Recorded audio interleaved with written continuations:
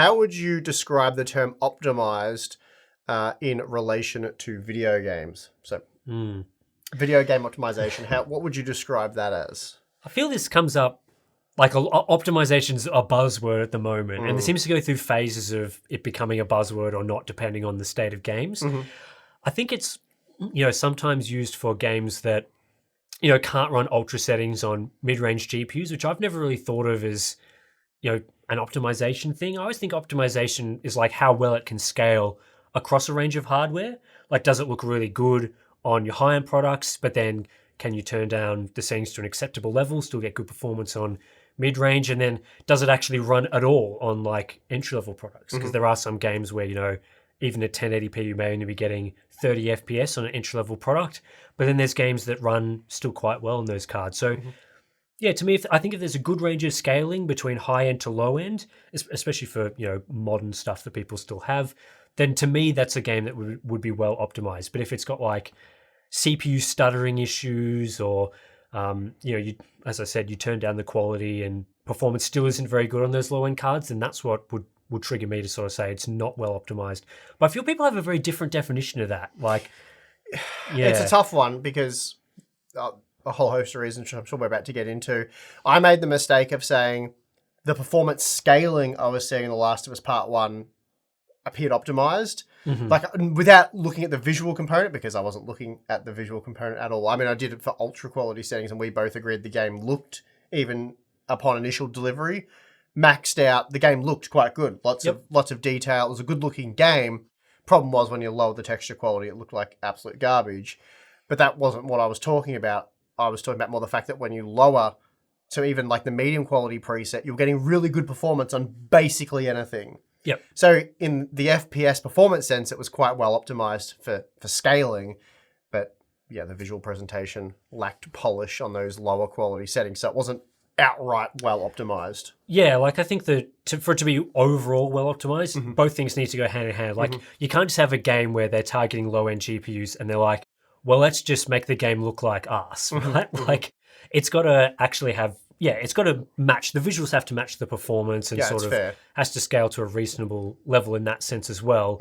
But yeah, I mean, I feel like, and this may be sort of a controversial opinion, but there were maybe a decade ago a lot more badly optimized games without very good scaling at all. Like there used to be games with like no or very few quality settings.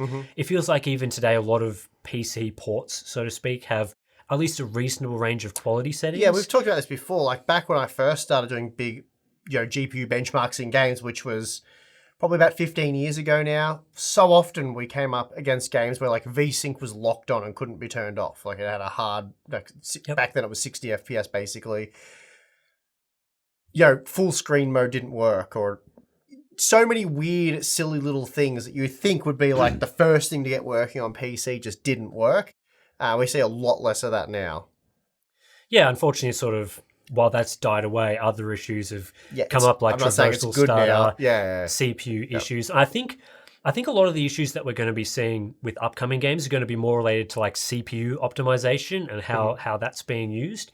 There are games that I think on consoles will probably be targeting 30 FPS. We've seen like Starfield as one example that targets 30 FPS. And, I think there will be some of those games that are not going to run super well on PC. Like they probably will get more than 30 FPS, but I hope so. The GPUs, there's a massive range of performance, right? Like between a low end card from a few years ago to a 4090, a 4090 could be 3, 4, 5 times faster plus.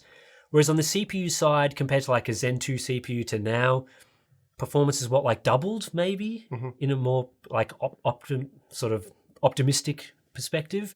So I think, as games sort of start to use the CPU more, there's going to be, more cries of optimization issues, and then it's going to be coming down to sort of looking at those games and saying, well, what are they using the CPU for? Is it sort of, are those CPU utilization, is it justified? And I think it's much harder to determine whether CPU utilization is justified compared to GPU. Like you can sort of see when visuals get better, but on the CPU front, I think it's more difficult. So yeah, it's a tough. So basically what we're saying is game optimization is as bad as it's ever been. We're not saying it's better than it used to be or worse. We think it's always been problematic for different Yeah, reasons. yeah. So we think it's just as shambles as it's always Yeah, been. pretty much. And then, you raised some good points about the CPU. Like, if a game heavily uses a CPU, then people will be like, this is unjustified. Like, why does it require, like, 8 cores, let's say? It shouldn't be using it. But then if you get it where, the frame rate's not as good as you'd like it to be, and it's only, utilizing 1 core of the CPU or the CPU lightly, then people will call for more CPU utilization. So that's a tough one, but... Yeah, it can be difficult to do that as well. Like, There's it's not as obviously a simple balance. as checking the multi-thread checkbox in the game engine. It's Optimization's a tough one because, again, like with The Last of Us Part 1, I think it's in a pretty good spot right now. And again, like the ultra quality settings, especially at 1440p, you do need more than 8 gigabytes of VRAM. So some people say, it doesn't look good enough to require that much VRAM. I think the level of detail is really impressive. I think the texture quality is very impressive. And of course, you can now dial it down and play it on 8 gigabyte cards. But can you play it on a 4 gigabyte card at like medium? Yeah, I mean, there's obviously going to be limits So there is to it- how... yeah, Like, like- does that count for good optimization if it doesn't work on a 4 gig card?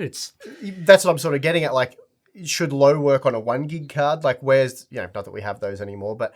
And it's the same thing, like, does it work on a dual-core CPU? So what's the CPU optimization? It's weird. I guess what I'm getting at is it's weird where, like, we've got these mental barriers with gamers where it's like, this game must look amazing and work on an 8 gigabyte card. Yeah. Why is that still a thing in 2023? Like, why can't it? I get that you want it to work using, say, medium on an 8 gigabyte card and look, as good as you'd expect previous games to look or thereabouts.